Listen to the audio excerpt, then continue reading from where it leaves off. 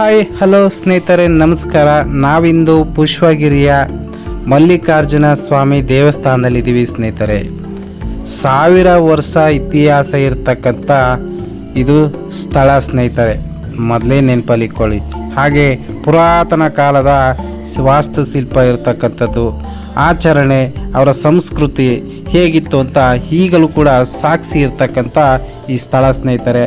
ಮಲ್ಲಿಕಾರ್ಜುನ ಸ್ವಾಮಿ ಆಗಿನ ಹೊಯ್ಸಳರ ಕಾಲದ ಕುಲದೇವರಾಗಿತ್ತು. ರಾಜ ಬಳ್ಳಾಳ ಅವರು ಈ ದೇವಸ್ಥಾನ ನಿರ್ಮಾಣ ಮಾಡಿದ್ದಾರೆ ಅಂತ ಇತಿಹಾಸ ಹೇಳ್ತಿದೆ ಸ್ನೇಹಿತರೆ.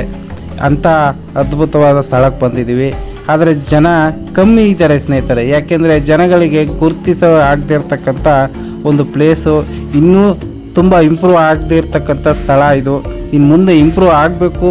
ನಮ್ಮಂಥ ಯೂಟ್ಯೂಬರು ಇದನ್ನು ಫೇಮಸ್ ಮಾಡಬೇಕು ಅಂತ ನಾನು ಹೇಳೋಕ್ಕೆ ಇಷ್ಟಪಡ್ತೀನಿ.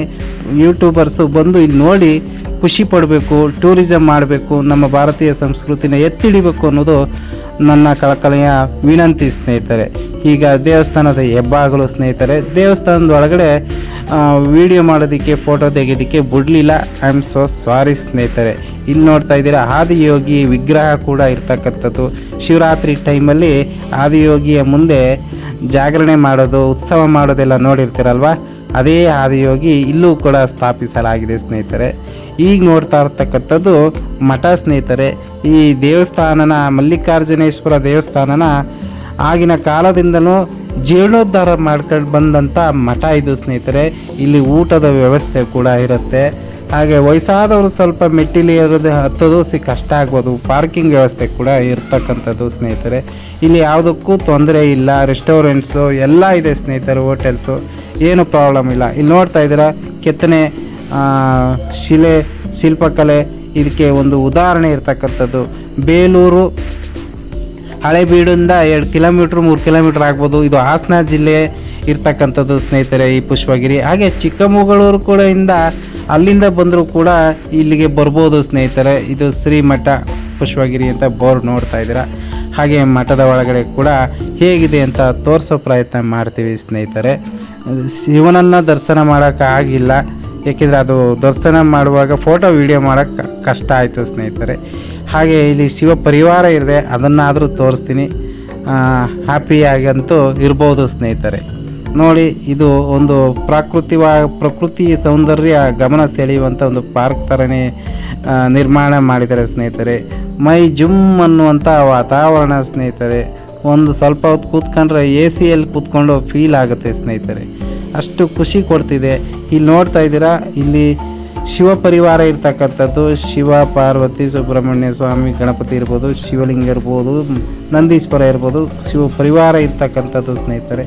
ಹಾಗೆ ಮುಂದೆ ಹೋಗ್ತೀವಿ. ಮುಂದೆ ನಮ್ಮ ಶಿವಲಿಂಗ ಕೂಡ ಇರ್ತಕ್ಕಂಥದ್ದು. ನಾವು ಪೂಜಿಸಲ್ಪಡುವ ಶಿವಲಿಂಗ, ಆತ್ಮಲಿಂಗ ಅಂತ ಅನ್ಬೋದು. ಓಂ ನಮಃ ಶಿವಾಯ ಅಂದ್ಕೊಂಡು ಮುಂದೆ ಹೊರಟಿದ್ದೀನಿ ಸ್ನೇಹಿತರೆ. ಮುಂದೆ ಮೆಟ್ಟಿಲು ಹತ್ತಿದ್ರೆ ಮಠ. ಹಾಗೆ ಆದಿಯೋಗಿಯ ಒಂದು ವ್ಯೂ ಸ್ನೇಹಿತರೆ. ಈ ವ್ಯೂ ನೋಡಿಕೊಂಡು ಮೇಲೂ ಹೊರಟ್ವಿ ಸ್ನೇಹಿತರೆ. ಇಲ್ಲಿ ಮಂಟಪ ನೋಡ್ತಾ ಇದ್ದೀರಾ. ಇಲ್ಲಿ ಮಂಟಪದಲ್ಲಿ ಜ್ಯೋತಿರ್ಲಿಂಗಗಳು ಇರ್ತಕ್ಕಂಥದ್ದು ಸ್ನೇಹಿತರೆ. ಹಿಂದೂ ಸಂಪ್ರದಾಯದ ಶಿವನನ್ನು ಆಚರಣೆ ಮಾಡೋದ್ರಿಂದ ಈ ಶಿವನನ್ನು ಗುರುತಿಸಲು ಜ್ಯೋತಿರ್ಲಿಂಗಗಳನ್ನ ಸ್ಥಾಪಿಸಲಾಗಿದೆ. ಅದರ ಕೆಳಗಡೆ ಅದರ ಇತಿಹಾಸನೂ ಕೂಡ ರಚನೆ ಮಾಡಲಾಗಿದೆ ಸ್ನೇಹಿತರೆ. ಎಂಥ ಅದ್ಭುತ! ಅದ್ರ ಮಧ್ಯೆ ಆಚರಣೆ ಹೇಗಿತ್ತು ಅಂತ ಅವರ ಗೊಂಬೆಗಳನ್ನು ಕೂಡ, ಸ್ಟ್ಯಾಚ್ಯುಗಳನ್ನು ಕೂಡ ಇರಿಸಲಾಗಿರ್ತಕ್ಕಂಥದ್ದು ಸ್ನೇಹಿತರೆ. ಹೊಯ್ಸಳ ಕಾಲದಲ್ಲಿ ರಾಜ ಬಳ್ಳಾಳ ಅವರ ಕಾಲ ಹೇಗಿತ್ತು, ನಮ್ಮ ಭಾರತೀಯ ವಿಜೃಂಭಣೆ ಹೇಗೆ ಆಚರಿಸಲಾಗಿತ್ತು ಅನ್ನೋದಕ್ಕೆ ತುಂಬ ಅದ್ಭುತವಾದ ಉದಾಹರಣೆ ಈ ಪ್ಲೇಸು ಸ್ನೇಹಿತರೆ. ಬೇಲೂರು ಹಳೆಬೀಡಲ್ಲಿ ನೋಡಿರ್ತೀರಲ್ವ, ಯಾವ ಥರ ಶಿಲ್ಪಕಲೆ ನೋಡಿದ್ದೀರಾ. ಒಬ್ಬ ಶಿಲ್ಪಿ ಹೇಗೆ ರಚಿಸಿದಾನೆ ನೋಡಿದ್ದೀರಲ್ಲ, ಅಂಥದ್ದು ಇಲ್ಲೂ ರಚನೆ ಆಗಿದೆ. ಈ ಮಠದ ಗದ್ದುಗೆಯಲ್ಲಿರ್ತಕ್ಕಂಥ ಸ್ವಾಮೀಜಿಯವರು, ಅವರು ಜೀವ ಸಮಾಧಿ ಆಗ್ತಂಥ ಐಕ್ಯ ಆದಂಥ ಸ್ವಾಮೀಜಿಯವ್ರದ್ದು ಗದ್ದುಗೆ ದರ್ಶನ ಮಾಡ್ಕೊಂಡಿವಿ. ಮತ್ತೆ ಹೊರಗಡೆ ಬಂದ್ವಿ ಸ್ನೇಹಿತರೆ. ಕೆಳಗಡೆ ಇಳಿಯುವ ಪ್ರಯತ್ನ. ಹಾಗೆ ಒಂದು ವ್ಯೂ ನೋಡ್ಕೊಳ್ಳಿ ಸ್ನೇಹಿತರೆ. ಇಲ್ಲಿಗೆ ಕೆಲವರು ಮನಃಶಾಂತಿ ಮತ್ತು ಧ್ಯಾನಕ್ಕೋಸ್ಕರನೇ ಬರ್ತಾರೆ ಸ್ನೇಹಿತರೆ.